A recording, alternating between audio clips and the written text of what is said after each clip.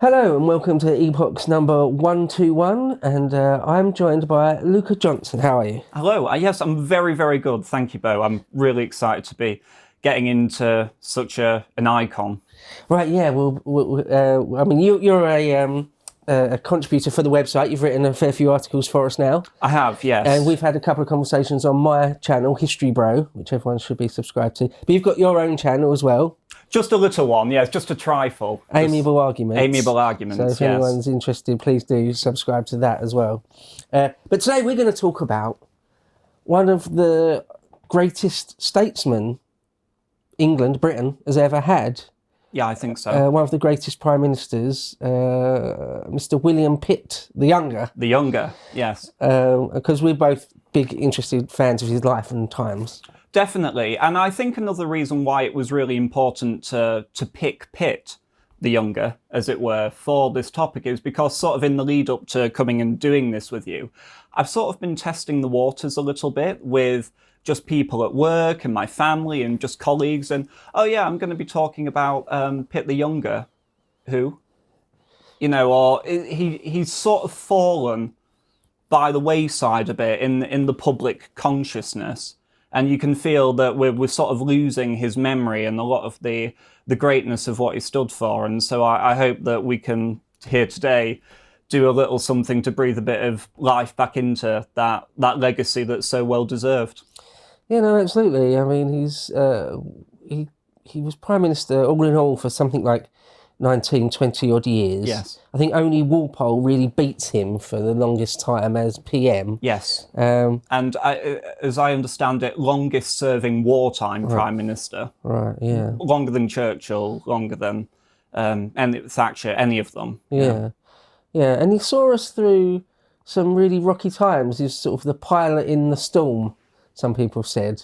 A pilot, obviously, the old-fashioned term, like a captain of a ship. Yeah, he wasn't in the Spitfire. Yeah, right. But a pilot in the storm that saw us through some very tumultuous times. So his dates, just to put it in context, as PM anyway, is the very late 18th century and the very early 19th century, and the sort of the beginning part of Napoleon's time on the stage of history.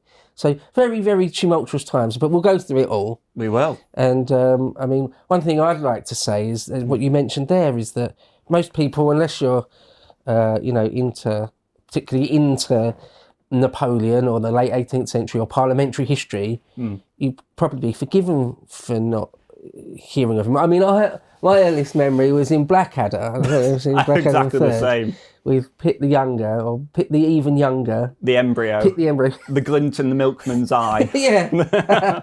Yes. But he was extraordinarily young. That's sort of the headline. Yes. Is that not only was he sort of a great statesman and PM for a very, very long time, but the youngest Prime Minister ever. And probably will never be repeated again. Seems I don't unlikely, think the circumstances that led to his rise just certainly couldn't be emulated in today's political climate. And it's very hard to see how as we'll go into the factors that led to his rise, they don't seem destined to rise again in quite the same way. It was a sort of a special set of circumstances, like a perfect storm in a way. Yes. Of events. He was sort of at exactly the right person at the right time for something like that to happen. Because he was 24, if anyone doesn't know. He was 24 when he became Prime Minister. And he'd been Chancellor of the Exchequer before that, briefly, at the age of 23. Yeah, so an MP at 21, Chancellor of the Exchequer at 23 and PM at 24. And for the whole time he was Prime Minister, he was also Chancellor of the Exchequer. He did both jobs simultaneously. Which we don't really get now these days, because I think this will come up a lot in this conversation, is that politics was just done very differently, or quite differently anyway, in the late 18th century. But we'll get to all that in time. For sure. So do you want to start with maybe his father, or I'll let you take the reins. How do you want to start? I mean, I entirely agree. It's impossible to understand the Younger without seeing him through the prism of who was Pitt the Elder. And his father, Pitt the Elder. So the Pitts, I think, is the best place to start. The Pitt family had inklings of influence in the courts since the time of Elizabeth and James I. But it's not really until Pitt the Elder's grandfather, Thomas, nicknamed Diamond Pitt, came back from India with a great fortune behind him, that he sort of laid the foundations for them to become a real family of prestige and standing. And Pitt the Elder was, by all accounts, it sounds like a bit of a cliche, but he was the Churchill of his time. He was a wartime prime minister during the largest global confrontation that Britain had been embroiled in at that time, in the 7 Years' War. And his nickname, his moniker, was the Great Commoner, because he refused to take a title. And he was very much seen as a man apart from the establishment who was fighting for the common interests of the English and the British, who'd sort of grown up in this system that had been created since the Acts of Union in 1707. Yeah, so the Pitt family were, as you say, before Pitt the Younger's father, was sort of squire level. Yeah. Would you say something like that? Yeah. But they'd had sort of men in Parliament for quite a few generations, as you say, but never raising to become sort of great statesmen or anything. Then his grandfather, Thomas Diamond Pitt. I'm sure you know the story, but anyone out there who doesn't, he came back from India. He'd bought a diamond in India, some sort of giant diamond, for tens of thousands of pounds, but then sold it for hundreds of thousands of pounds when he got back to Europe. Yes. And so this squire family suddenly find themselves sort of immensely wealthy, 100, 200 grand in the sort of mid 18th century is a giant fortune, isn't it? A giant fortune. Enormously. And you needed lots of money back then to get into politics, more so even than now, because American politics is quite different to British politics. In American politics, famously, you need lots and lots of money to run for Congress or the Senate. Britain nowadays isn't like that. There's a cap, isn't there? You're really not allowed by law to spend all that much money on campaigning. But that's now. In the 18th century, it wasn't the case. And this is one of the very sort of profound differences to today's politics, is that the electorate was much, much smaller. Yes. But bribery was much, much more pervasive. So in other words, you bribed your way into Parliament, like a lawful type of bribing. You just give people lots of gifts and drink to get them to vote for you. Oh yeah, for sure. It was, Georgian elections were colourful, I suppose you could describe it as. There's one particular anecdote, I can't remember particularly which borough or constituency it was, but they had 1,500 voters in that constituency. And just to be on the safe side, the patron who was sort of fortifying his seat, as it were, made sure to buy 4,000 kegs of ale just in case. I think it's very fortunate that any of his voters even managed to put one foot in front of the other to put a vote in place. But yes, that was the sort of society that they all grew up in. And it was just seen as the way things were. People were very just accepting.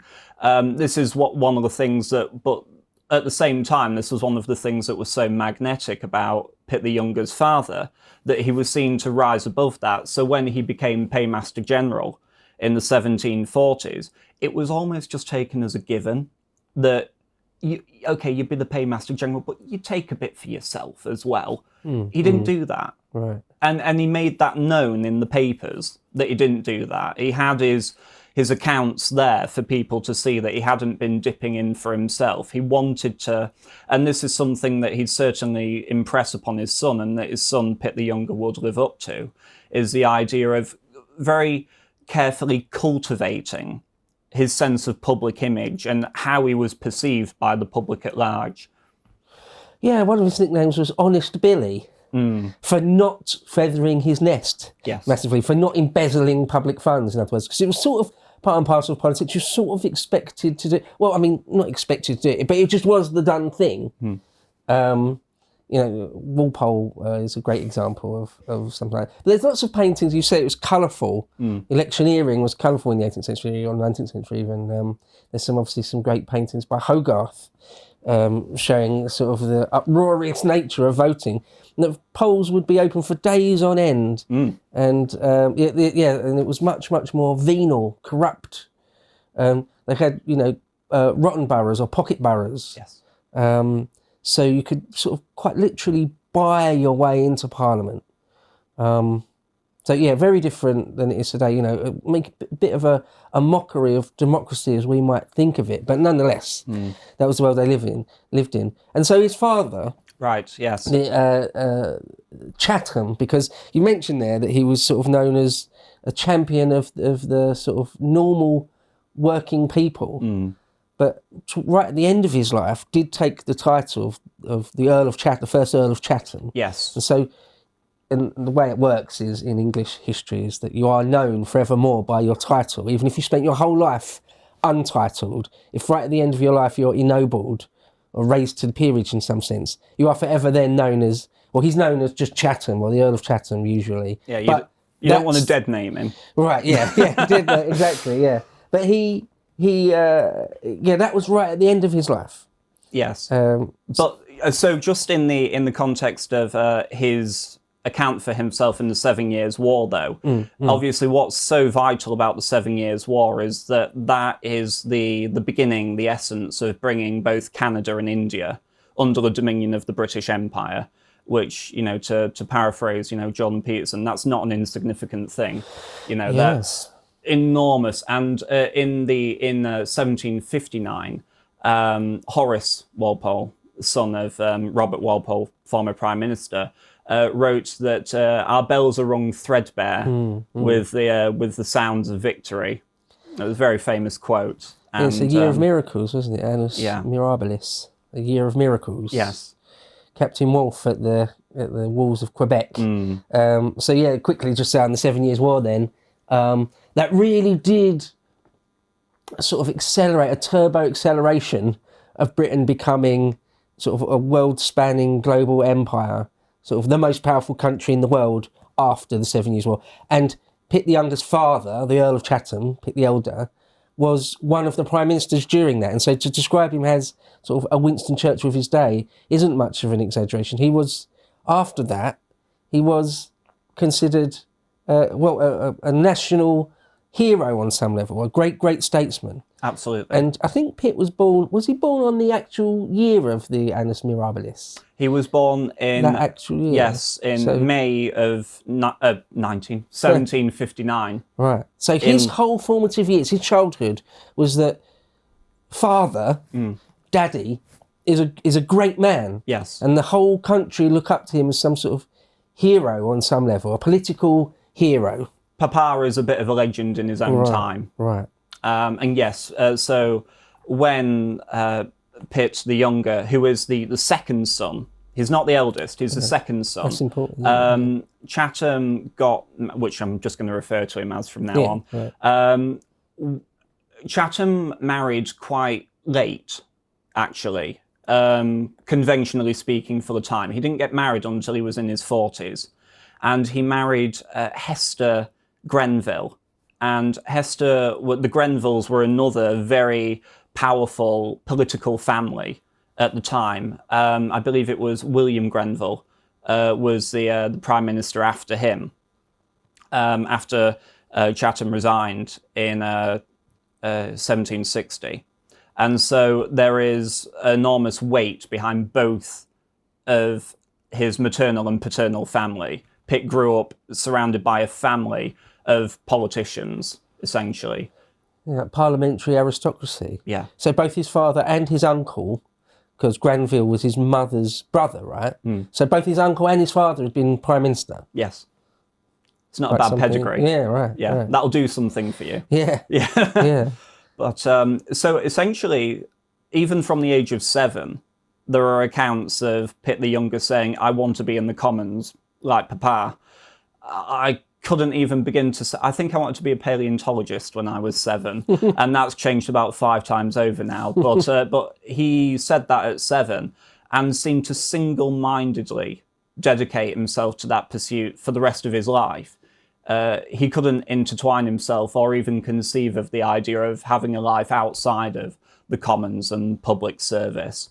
But what's interesting and somewhat unconventional about Pitt the Younger's upbringing is his father, Chatham, went to Eton, and he didn't like it. He found it very austere and not very nurturing, actually. Brutal. Yes. I think. Yeah. So all 5 of his children, including the younger Pitt, were all homeschooled by the family tutor, Edward Wilson. And Pitt was sort of marked from a very young age as being incredibly gifted. People called him sort of, adorably called him the Senator, or impetuous William. You know, they sort of recognised from a young age that he had an incredible insight for memory and speech. Yeah, very precocious. I think Chatham said that if you're sort of a delicate boy, going to somewhere like Eton it would sort of break you. Yes. And he wanted to nurture sort of the thoughtfulness in his sons. Without being too crude, I've seen British public schools, even through the 19th century, that you'd be beaten, maybe even sort of buggered. Buggery and beatings is what you might expect at a public school. So it's, quite brutal, to be quite honest. And he didn't want that for his sons. And of course, well, not of course, but people might not know, Pitt the Younger was quite delicate physically. Yes. Quite weak. I think he was quite a sickly child, wasn't he? Yes, and this is something that he'd have to contend with for most of his life. He inherited from his father gout, which is, of course, that's, one, incurable. It's not getting rid of it, certainly not in the 1700s. And also as we'll see in a little while, the medical thesis at the time for how best to counteract it only compounded the issues of it. But Pitt always had he actually had a very idyllic childhood in many ways. He had a father who absolutely doted on him.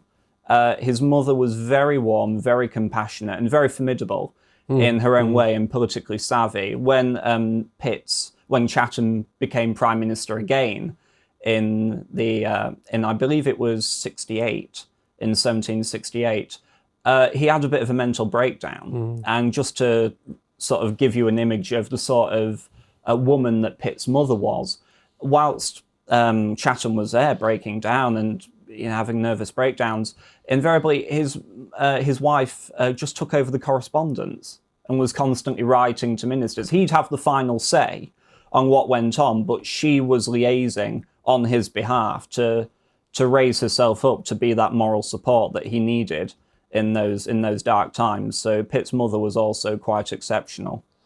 Yeah, liaising between her husband and the cabinet. So in a sense, well, in a very real direct sense, doing some of the business of government at the very, very pinnacle of government. Yes.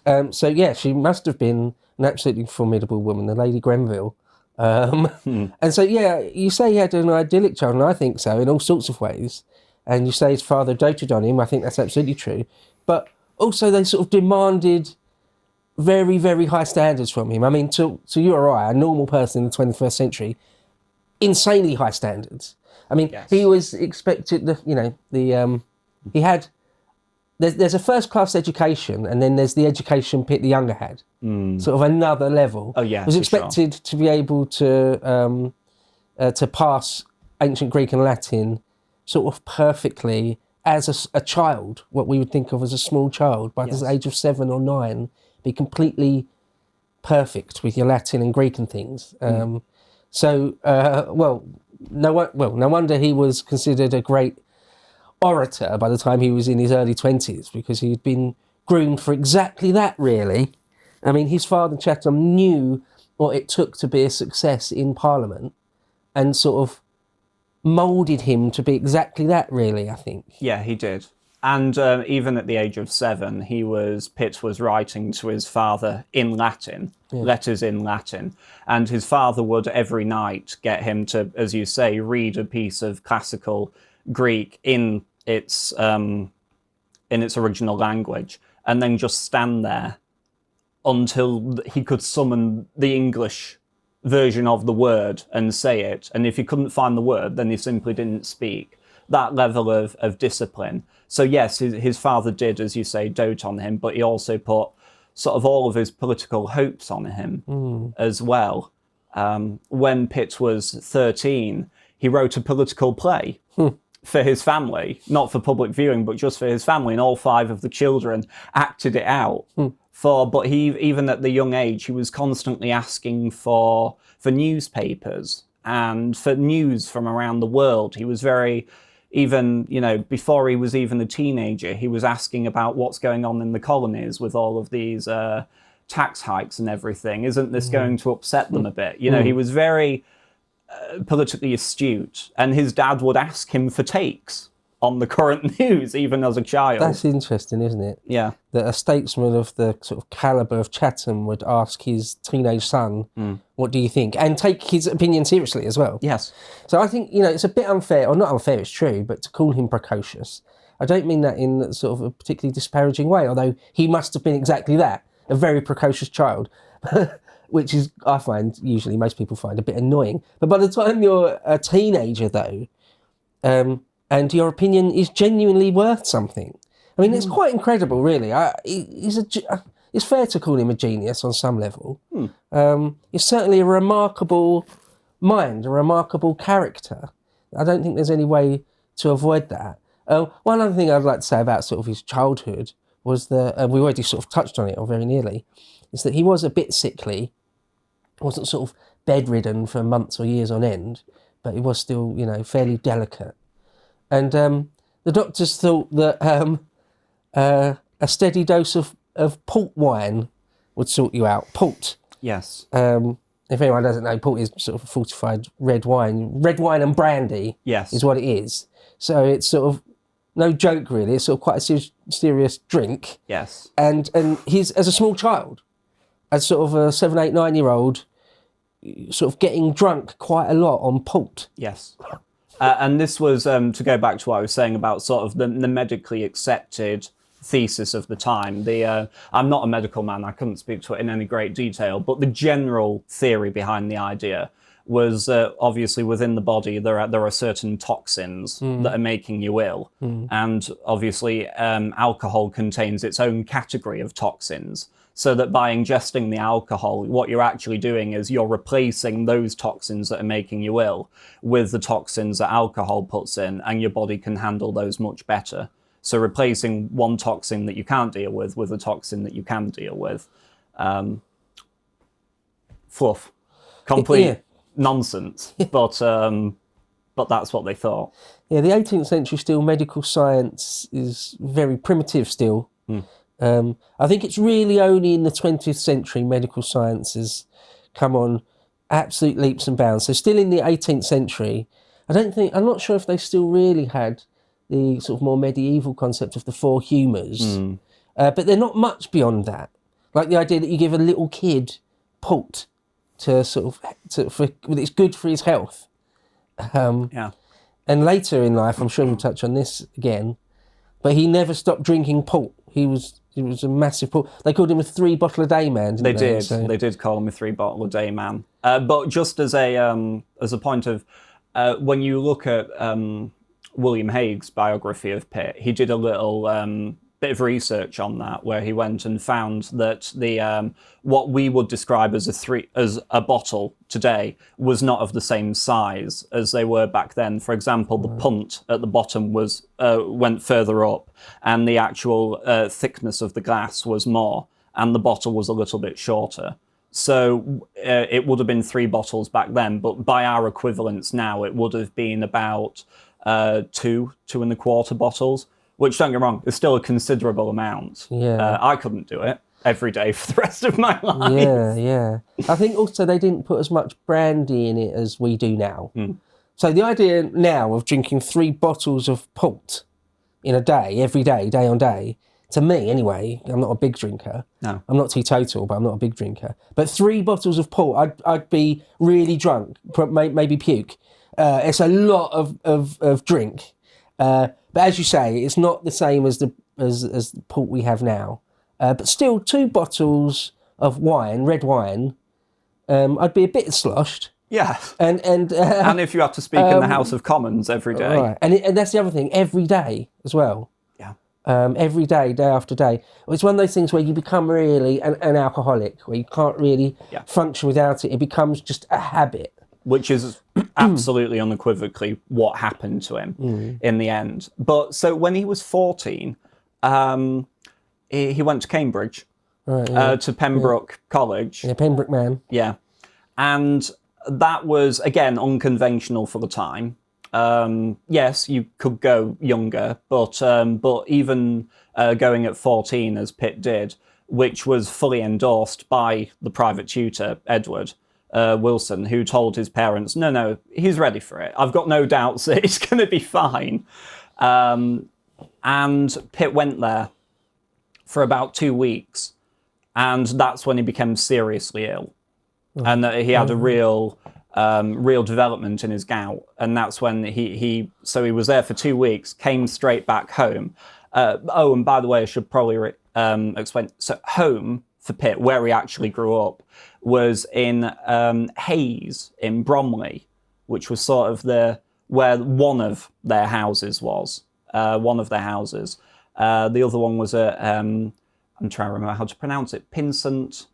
Pinsent, I think, towards the Cornish, districts of England. But in Hayes, so in Kent. So he'd grown up around the Kentish area.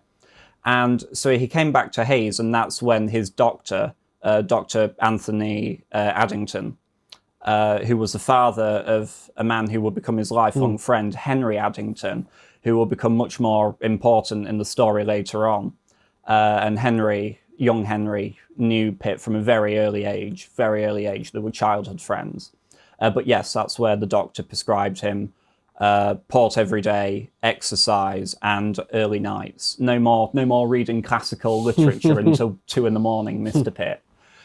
Stop that. And if anyone knows anything about gout, drinking lots and lots of port is probably among the worst things you could do. It's not a good idea. No. It doesn't cure gout. No. Drinking loads of port. No.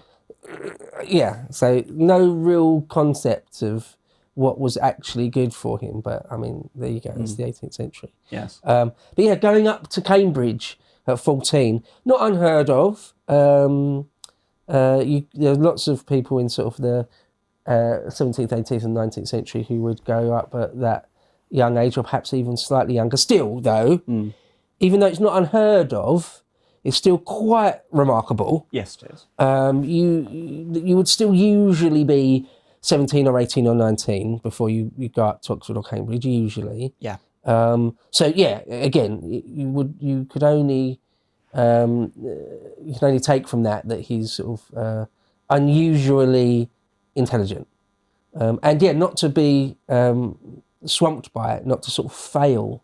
He could absolutely hold himself in that sort of intellectual atmosphere. He made lots of friends at Cambridge, or a few friends at Cambridge that remained friends for his whole life. Lifelong friends. Edward Eliot, George Rose, his junior fellow sort of mentor, George Prettyman, and probably most famously of all, William Wilberforce. And I was, just as a slight tangent, I was so glad that you and Carl decided to do an epoch on William Wilberforce, because a bit like Pitt, he's also a name that's disappearing now. And I come from just very near to Hull, so he's sort of always been sort of in my consciousness, and certainly around the schools that I grew up in, his name was very common, and it was quite a shock to see when you go further afield how fast his name disappears. So, and I think in those sort of formative years, or slightly later formative years, your teenage years, sometimes you form the strongest friendships, the strongest bonds with people.